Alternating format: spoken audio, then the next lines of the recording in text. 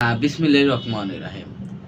দেখেন যে এই যে উপদেষ্টা আছে, যে সমস্ত উপদেষ্টা গত ১.৫ বছর ২ বছর দায়িত্ব পালন করছে, এই উপদেষ্টাদের এখন অনেকেই যে ফাঁসি হতে পারে, ভবিষ্যতে তাদেরকে ফাঁসি দেওয়া মৃত্যুদণ্ড হতে পারে। কেন তাদের মৃত্যুদণ্ড হতে পারে? দেখেন যে গণতন্ত্র কি, এবং আপনি যদি কার্ল মার্কস, লেনিন বা মাও তসে-তুং, চে গুয়েভারা, প্রত্যেকটা বিপ্লব, এই বিপ্লব যদি ব্যর্থ হয়, যেমন চে গুয়েভারাকে আমেরিকার যে গোয়েন্দা সংস্থা সিআই কেন তাকে হত্যা করলো? কারণ প্রেসিডেন্ট চে গুয়েভারা হলো আমেরিকার প্রেসিডেন্টকে, এটা বা আমেরিকার কাছে ধরা পড়ার পরে তাকে প্রেসিডেন্টকে হত্যা করছিল।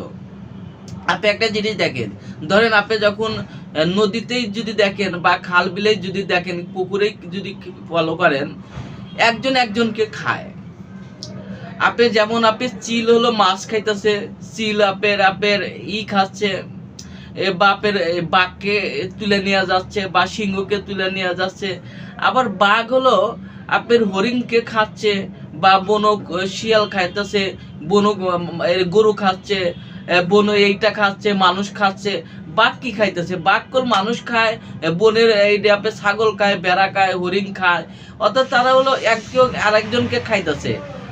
আবার বাঘকে খাইতেছে, আবার নিয়ে গেতেছে আবার আপনার আরেকজন চিল, তারা নিয়ে গেতেছে বাঘকে খাইতেছে।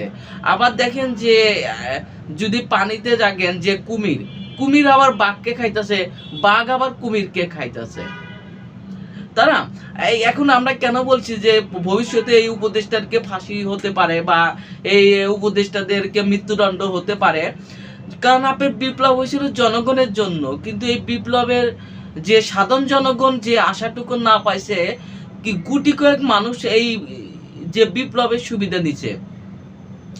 যে আপনার মাহফুজকে যদি দেখেন, যে মাহফুজ আপনার একজন যে আপনার ফেস দ্য পিপুল, যে সাগর, যে ভদ্রলোক, একজন নাম করা একজন সাংবাদিক।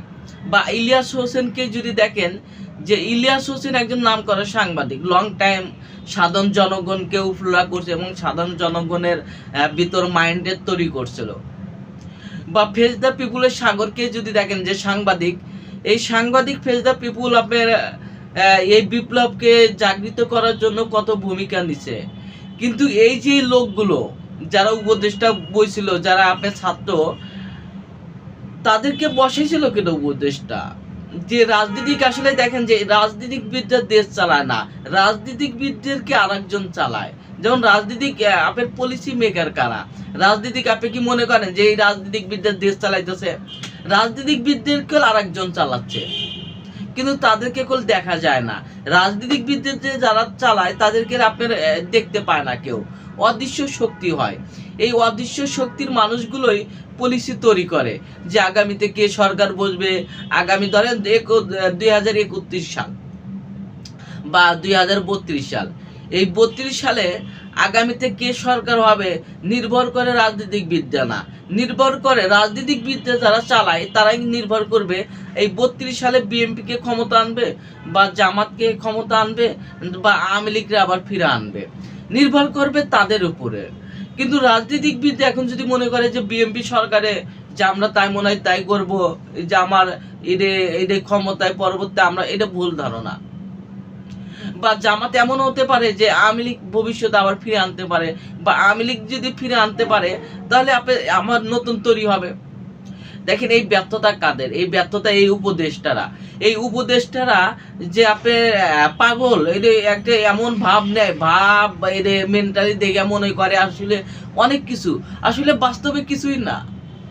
নিজেদেরকে অনেক কিছু ভাবে এই উপদেষ্টারা, যে আমরা আমি অনেক উপদেষ্টাকে দেখছি, বা আমরা এইটা, কিন্তু তাদের ভাব বা কোয়ালিটি দেখলে মনে করে হায় হায় মুই কি হয়ে গেছি, যে আমি উপদেষ্টা হয়েছি, আমি অনেক কিছু।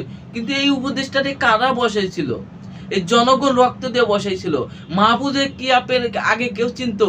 কিন্তু এই বেটা হয়ে গেল কি আপনি বিপ্লবের হলো মাস্টার মাইন্ড। তাহলে আপনি দেখেন যে হ্যাঁ, আপনি নাহিদ বলেন, আপনি বলেন, তারা হলো আপনার সামনে ছিল, প্রথম থেকেই সামনে ছিল। কিন্তু মাহফুজ সামনে ছিল না, পিছনেও ছিল না। কারণ প্রথম যেদিন ঢাকা বিশ্ববিদ্যালয় আন্দোলন হলো, এই আন্দোলনে আমি প্রত্যেকটা উপদেষ্টার যে বর্তমানে যে উপদেষ্টা সবারই আমরা সাক্ষাৎকার নিছি। আপনি দেখা যায় যে আপনার নাহিদ ইসলামের থেকে শুরু করে আপনার এই যে বর্তমানে যে নোয়াখালীর যে এমপি হাসনাত আবদুল্লাহ থেকে শুরু করে প্রত্যেক সবারই আমরা তাদের সাক্ষাৎকার নেওয়া হয়েছে। কিন্তু এই মাহফুজকে আমরা কখনোই দেখি নাই, যে উপদেষ্টা হিসাবে মাহফুজকে দেখা হয় নাই, যে সে যে আপনার পরবর্তী দেখা গেল এই লোকটা হলো উপদেষ্টা, কিন্তু তার যে উপদেষ্টা হিসাবে তার যে ভাব ছিল, ভঙ্গিনা ছিল, খুবই আপনার দুর্ব্যবহার এবং খুবই খারাপ ব্যবহার ছিল। কারণ এই উপদেষ্টাকে ভবিষ্যতে ফাঁসি দেওয়া হবে খুব সময়ের ব্যাপার। কারণ এদেরকে কেন মৃত্যুদণ্ড কার্যকর করা হবে? কারণ আপনার রাষ্ট্র কি এবং রাষ্ট্র কারা চালায়, রাষ্ট্রের মেন স্ট্রাকচার কি? আপনি যদি রাষ্ট্র চালাতে ব্যর্থ হন, আপনার মৃত্যুদণ্ড নির্ধারিত। যেমন আপনার আওয়ামী লীগের নেতাদের কিছুদিনের মধ্যেই হত্যা করা হবে ফাঁসি দিয়ে, ঠিক এই উপদেষ্টারিকে কিছুদিনের মধ্যেই হত্যা করা হবে। কারণ যারা হলো রাষ্ট্রের দায়িত্ব নেওয়ার পরে বেমানি করে, তাদের পরিণত মৃত্যুদণ্ড ছাড়া আর কিছুই হয় না। এটা ভাগ্যের নিয়তি। কারণ তারা জনগণের আশা আকাঙ্ক্ষা পূরণে ব্যর্থ হয়েছে, সেই জন্য তাদের ভবিষ্যতে মৃত্যুদণ্ড তৈরি করা হবে। খুব অতীত সক্রিয় মাহফুজ বা এইগুলোকে ধরে আইনা ঘরের মধ্যে থেকে ধরে আইনা ফাঁসিতে লটকা দিয়ে দিবে। কারণ তারা বাংলাদেশ নিয়ে খেলা তৈরি করছে, কিন্তু বাংলাদেশের অধিকার মেন্টালি তারা নষ্ট করছে, তারা বাংলাদেশকে ধ্বংস করে থুয়ে গেছে। সেই জন্য তাদের ফাঁসি হবে খুব তাড়াতাড়ি। সবাই ভালো থাকুন, আসসালামু আলাইকুম।